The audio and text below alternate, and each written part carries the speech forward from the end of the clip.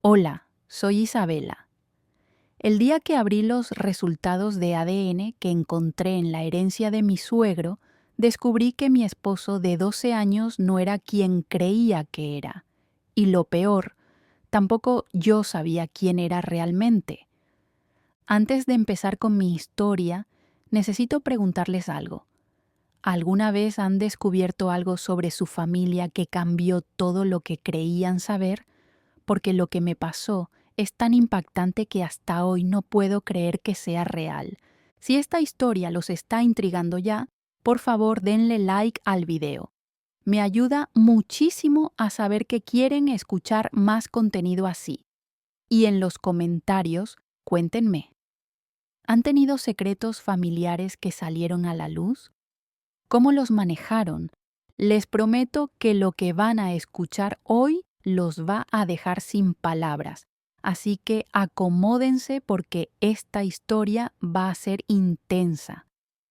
Tengo 35 años, cabello negro que ahora llevo más corto porque ya no tengo tiempo para cuidarlo como antes, y ojos marrones que solían brillar de felicidad pero que ahora reflejan el cansancio de quien ha visto demasiado. Hoy quiero contarles cómo una herencia que parecía una bendición se convirtió en la maldición que separó a mi familia para siempre. Mi historia comienza hace 6 meses, cuando falleció mi suegro, don Ricardo. Había sido como un padre para mí durante los 12 años que llevaba casada con su hijo Miguel.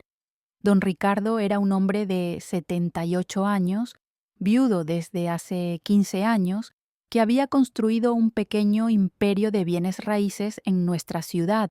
Era respetado, querido y aparentemente guardaba secretos que ninguno de nosotros imaginaba. Miguel y yo teníamos una vida tranquila con nuestros 2 hijos, Sofía de 10 años y Mateo de 7. Miguel trabajaba como contador en la empresa de su padre y yo era directora de marketing en una agencia pequeña. Vivíamos en una casa modesta pero cómoda, y aunque no éramos ricos, nunca nos faltaba nada. Don Ricardo siempre había sido generoso con nosotros, pero nunca esperamos lo que estaba por venir. La lectura del testamento fue una sorpresa para toda la familia. Don Ricardo nos había dejado prácticamente todo: la empresa valuada en más de 2 millones de euros, 3 propiedades, cuentas bancarias sustanciales y la casa familiar donde había vivido durante 40 años. Era más dinero del que habíamos visto en nuestras vidas, y por primera vez Miguel y yo podíamos imaginar un futuro sin preocupaciones financieras para nuestros hijos. No puedo creerlo, me decía Miguel esa noche después de la lectura del testamento. Papá siempre fue discreto sobre su dinero, pero nunca imaginé que fuera tanto. Estábamos eufóricos, haciendo planes sobre cómo usar la herencia responsablemente, fondos universitarios para los niños, pagar nuestra hipoteca, tal vez un viaje familiar que siempre habíamos postergado. Pero junto con la fortuna venía una responsabilidad: limpiar y organizar la casa de don Ricardo. Era una mansión de 2 pisos llena de 40 años de recuerdos, documentos y posesiones que necesitábamos revisar antes de decidir qué conservar y qué donar. Miguel, siendo hijo único, se sentía abrumado por la tarea, así que decidimos hacerlo juntos los fines de semana. Las primeras semanas fueron emotivas pero normales. Encontramos fotos familiares, cartas de amor que don Ricardo había escrito a su difunta esposa, certificados de sus logros empresariales. Todo parecía contar la historia de un hombre trabajador que había amado profundamente a su familia y había construido un legado del cual estar orgulloso. Fue durante la 4ª semana, mientras limpiaba el estudio de don Ricardo, que encontré algo extraño. Detrás de una estantería pesada había una caja fuerte pequeña que había pasado desapercibida. Cuando se lo mencioné a Miguel, me dijo que nunca había visto esa caja fuerte, pero que probablemente su padre guardaba ahí documentos importantes o joyas de su madre. Encontramos la combinación escrita en el reverso de un marco de fotos familiar, la fecha de nacimiento de Miguel. Papá siempre usaba fechas familiares para sus contraseñas, dijo Miguel mientras abría la caja fuerte. Pero lo que encontramos adentro no eran joyas ni documentos financieros.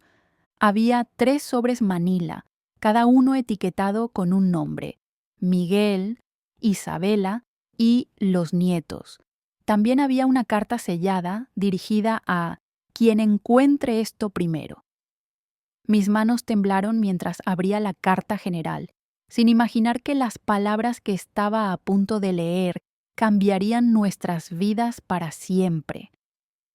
La carta estaba escrita con la letra cuidadosa de Don Ricardo, fechada apenas 2 meses antes de su muerte. Si están leyendo esto, significa que he muerto y han encontrado lo que he guardado durante más de 30 años.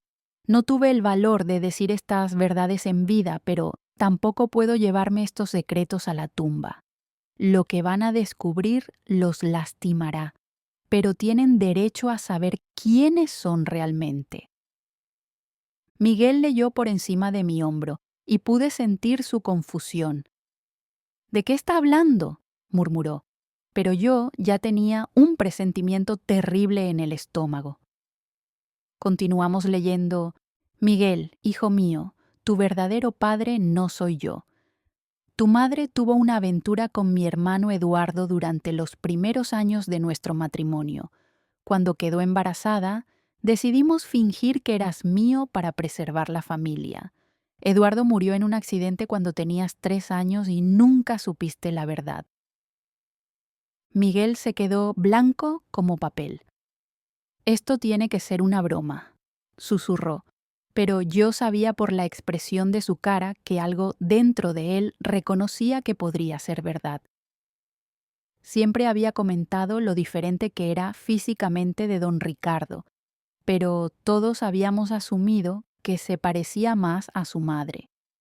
Pero la carta continuaba y lo peor estaba por venir.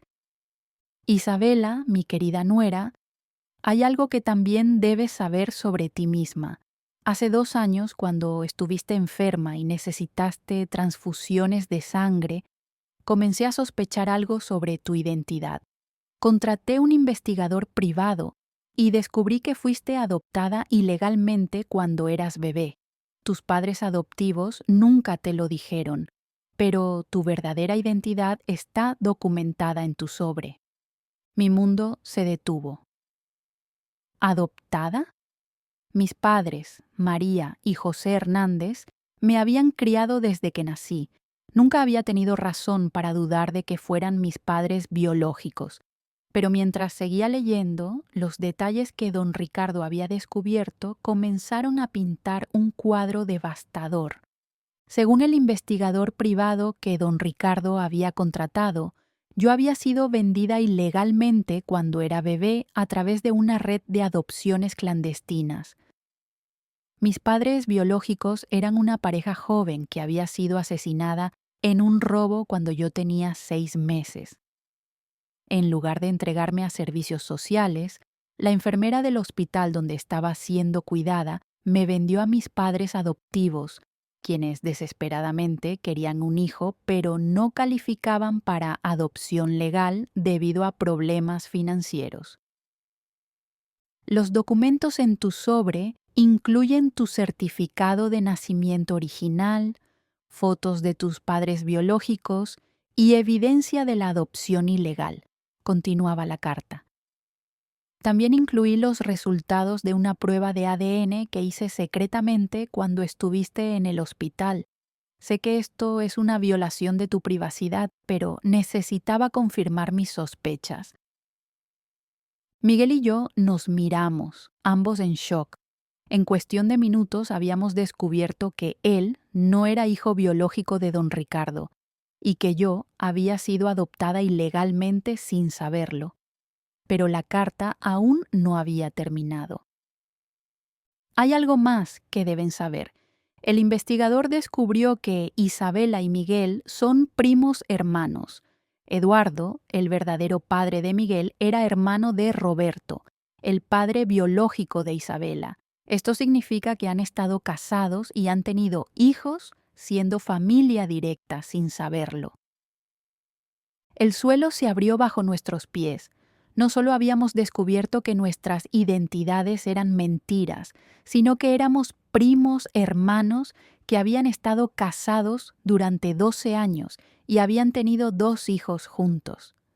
La habitación comenzó a dar vueltas y tuve que sentarme antes de desmayarme. Miguel estaba caminando de un lado a otro, pasándose las manos por el cabello. «Esto no puede ser real», repetía. Papá debe haber estado confundido, enfermo, paranoico. Pero cuando abrimos los sobres individuales, toda la evidencia estaba ahí. Certificados de nacimiento, resultados de ADN, fotos, documentos legales. Mi sobre contenía una foto de mis padres biológicos, una pareja joven que se veía exactamente como yo.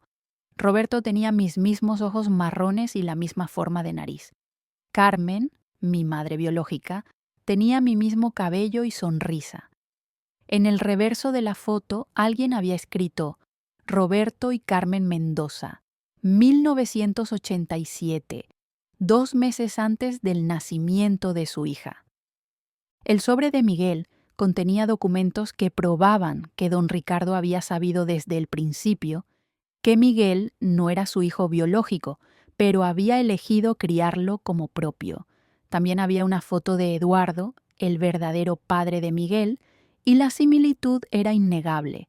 Tenían la misma estructura facial, el mismo color de cabello, incluso la misma manera de sonreír.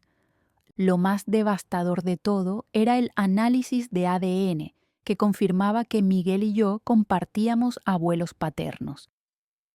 Éramos primos hermanos que habían estado viviendo como esposos durante más de una década. «¿Qué vamos a hacer?», me preguntó Miguel con la voz quebrada. «¿Cómo les explicamos esto a Sofía y Mateo? ¿Cómo seguimos viviendo con esta información?». Esa noche fue la más larga de nuestras vidas. No pudimos dormir, no pudimos comer, apenas pudimos mirarnos. La realidad de lo que habíamos descubierto era demasiado grande para procesarla. Habíamos estado viviendo una mentira construida sobre mentiras y ahora teníamos que enfrentar las consecuencias. Los días siguientes fueron un borrón de emociones contradictorias. Parte de mí estaba furiosa con don Ricardo por no habernos dicho la verdad cuando la descubrió. Otra parte estaba agradecida de que hubiera documentado todo para que finalmente pudiéramos conocer nuestras verdaderas identidades. Pero, sobre todo, estaba aterrorizada por lo que esto significaba para nuestro matrimonio y nuestros hijos. Decidimos consultar con un abogado especializado en derecho familiar para entender las implicaciones legales de nuestra situación. La consulta fue humillante y devastadora. El abogado nos explicó que técnicamente nuestro matrimonio era nulo desde el principio debido al parentesco, aunque no habíamos conocido esta información cuando nos casamos. En casos como el suyo, nos explicó el abogado, la ley considera que el matrimonio nunca fue válido legalmente. Sin embargo, dado que se casaron de buena fe sin conocimiento del parentesco, sus hijos serían considerados legítimos y no habría repercusiones legales para ustedes. Pero las implicaciones legales eran lo de menos comparado con el impacto emocional. ¿Cómo podíamos seguir siendo esposos sabiendo que éramos primos hermanos? ¿Era moralmente correcto? ¿Qué efectos podría tener esto en la salud de nuestros hijos? Consultamos también con un genetista, quien nos tranquilizó un poco al explicarnos que el riesgo de problemas genéticos en hijos de primos hermanos, aunque ligeramente elevado, no era dramáticamente alto. Sofía y Mateo aparentemente estaban sanos y las probabilidades de que desarrollaran problemas relacionados con la consanguinidad eran relativamente bajas, pero la información médica no aliviaba el shock emocional.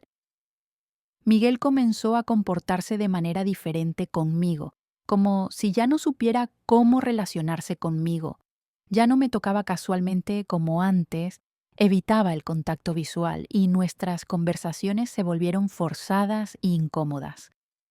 No sé cómo procesar esto, me dijo una noche.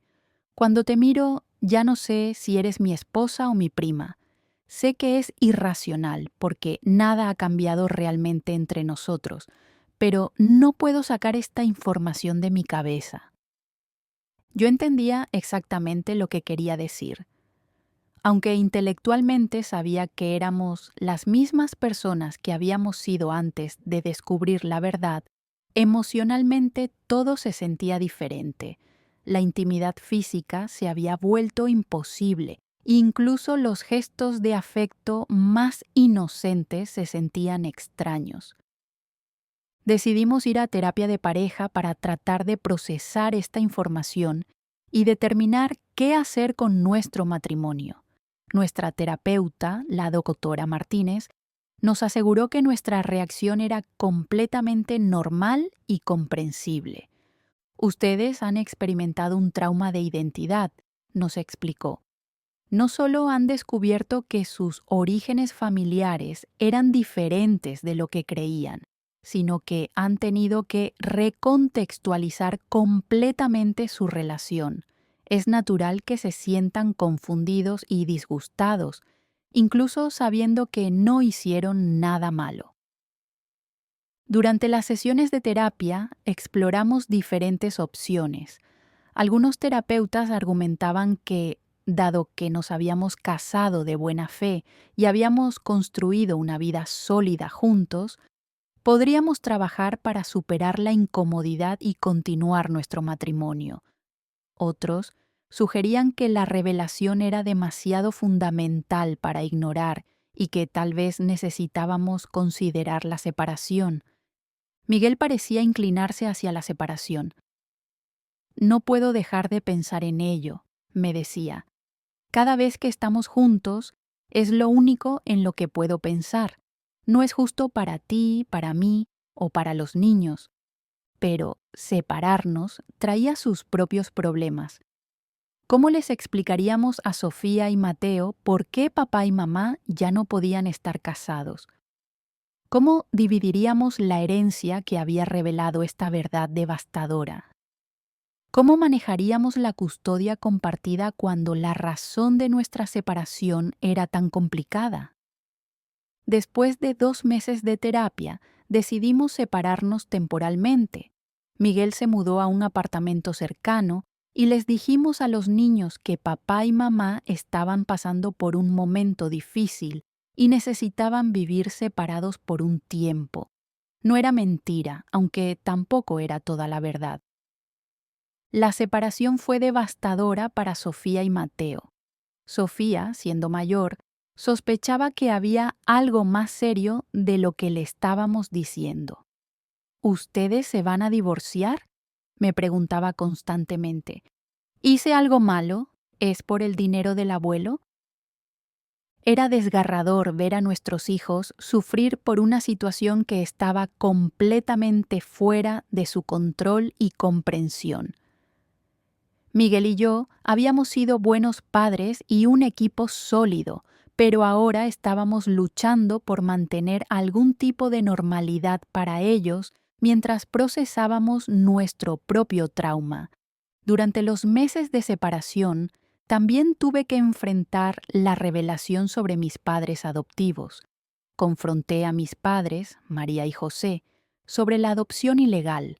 Al principio lo negaron, pero cuando les mostré la evidencia que don Ricardo había compilado, Finalmente admitieron la verdad. Estábamos desesperados por tener un hijo, me explicó mi madre llorando. Habíamos estado intentando durante años, y cuando finalmente quedé embarazada, perdí el bebé a los 7 meses. La enfermera del hospital nos dijo que conocía a una bebé que necesitaba una familia y nosotros necesitábamos una hija.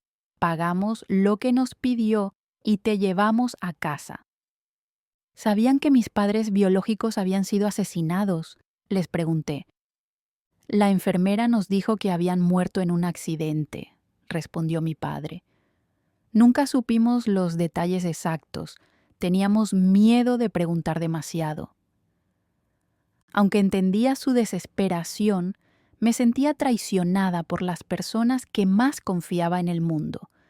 Toda mi identidad había sido construida sobre una mentira y ahora tenía que reconstruir quién era yo realmente a los 35 años.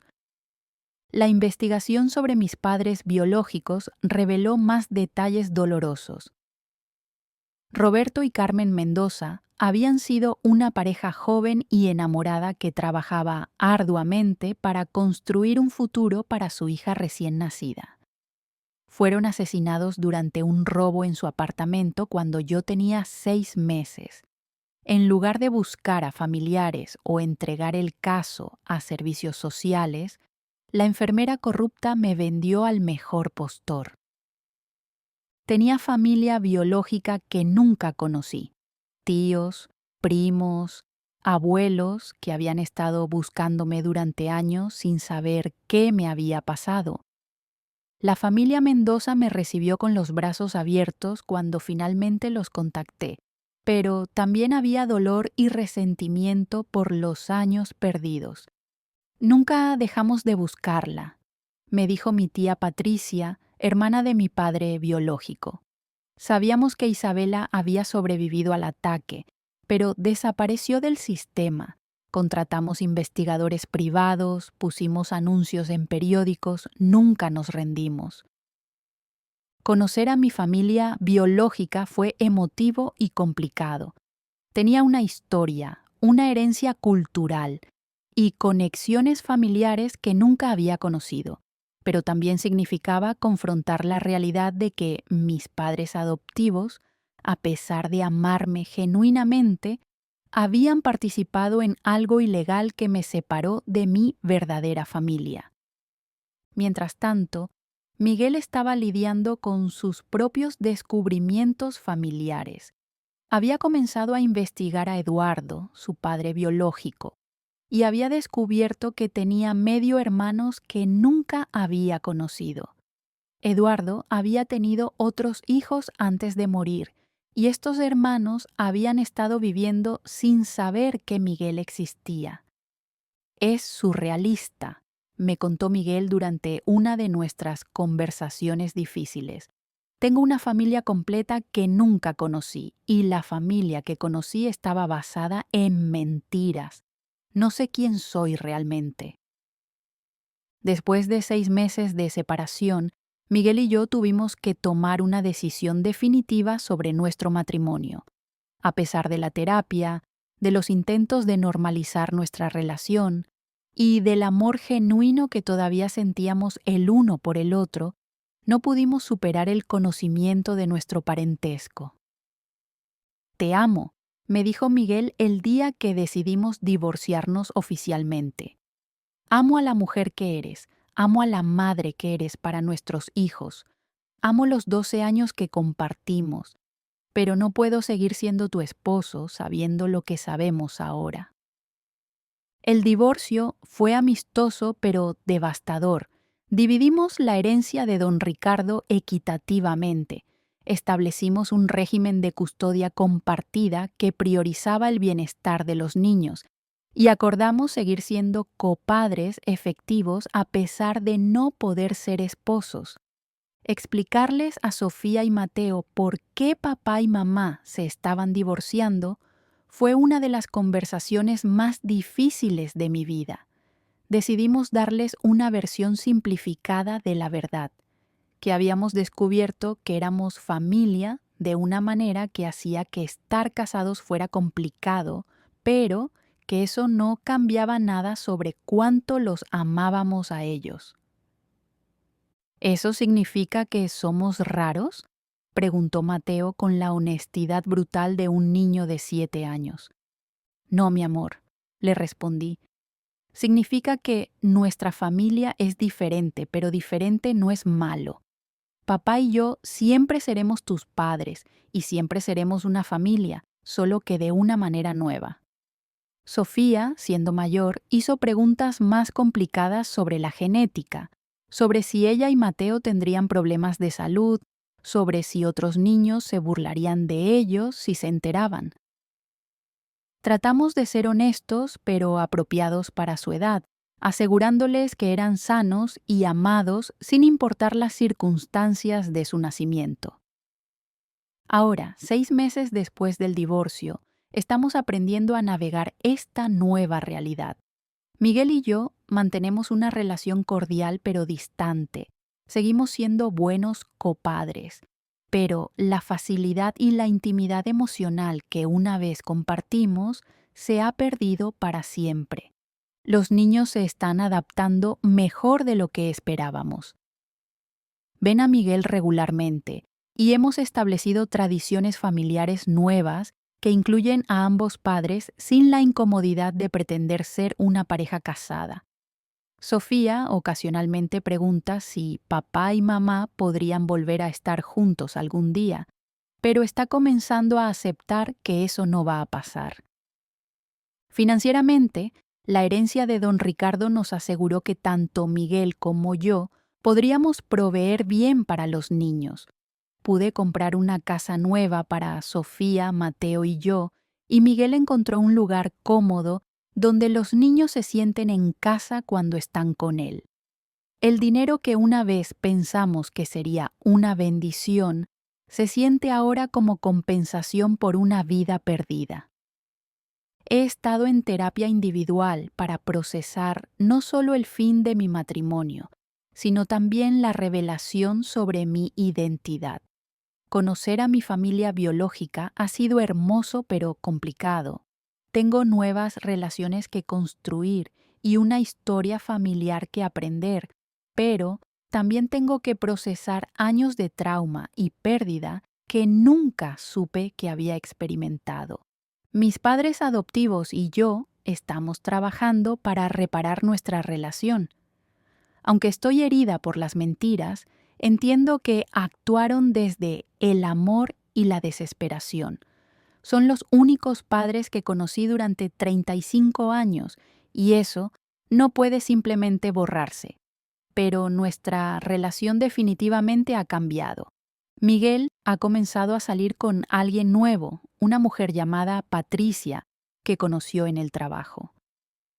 Al principio me dolió, pero me doy cuenta de que es saludable para él seguir adelante. Nosotros nunca podremos volver a estar juntos, y él merece encontrar felicidad con alguien con quien pueda tener una relación normal. En cuanto a mí, no estoy lista para salir con nadie todavía. Necesito tiempo para procesar quién soy realmente, para construir relaciones con mi nueva familia, y para enfocarme en ser la mejor madre posible para Sofía y Mateo. Tal vez algún día esté lista para una nueva relación, pero por ahora estoy aprendiendo a ser Isabela Mendoza en lugar de Isabela Hernández de García. Los niños han empezado a hacer preguntas sobre sus nuevos familiares, quieren conocer a sus tíos y primos de ambos lados, y estamos navegando cuidadosamente cómo integrar estas nuevas relaciones familiares sin abrumarlos. A veces me pregunto qué habría pasado si don Ricardo hubiera llevado sus secretos a la tumba. ¿Habríamos seguido siendo felices en nuestra ignorancia? ¿Era mejor conocer la verdad, incluso si esa verdad destruyó nuestra familia? No tengo respuestas definitivas a estas preguntas. Lo que sí sé es que la verdad, por dolorosa que sea, era mejor que vivir una mentira. Sofía y Mateo merecían conocer su verdadera historia familiar. Miguel merecía saber quién era su verdadero padre, y yo merecía conocer a la familia que había estado buscándome durante décadas. La herencia de don Ricardo no solo nos dio dinero, nos dio identidades, destruyó la familia que pensábamos que éramos, pero también nos dio la oportunidad de construir relaciones auténticas basadas en la verdad, en lugar de en mentiras generacionales. Mi nombre es Isabella, tengo 35 años, y esta es la historia de cómo una herencia de 2 millones de euros me costó mi matrimonio, pero me devolvió mi identidad. No sé qué depara el futuro, pero por primera vez en mi vida sé quién soy realmente. Bueno, ¿qué les pareció? Sé que es una historia muy fuerte y probablemente algunos de ustedes están en shock, como yo estuve durante meses. Quiero preguntarles, ¿creen que don Ricardo hizo bien en documentar la verdad antes de morir o debería haberse llevado esos secretos a la tumba? ¿Qué habrían hecho ustedes en mi lugar? En los comentarios me encantaría leer sus opiniones. ¿Conocen casos similares? ¿Han tenido que tomar decisiones imposibles en sus familias? No se sientan solos. A veces compartir nuestras experiencias nos ayuda a todos. Si esta historia los impactó tanto como a mí contarla, por favor denle like y compártanla con alguien que sepan que necesita escucharla. Nos vemos en el próximo video con otra historia real que los va a sorprender.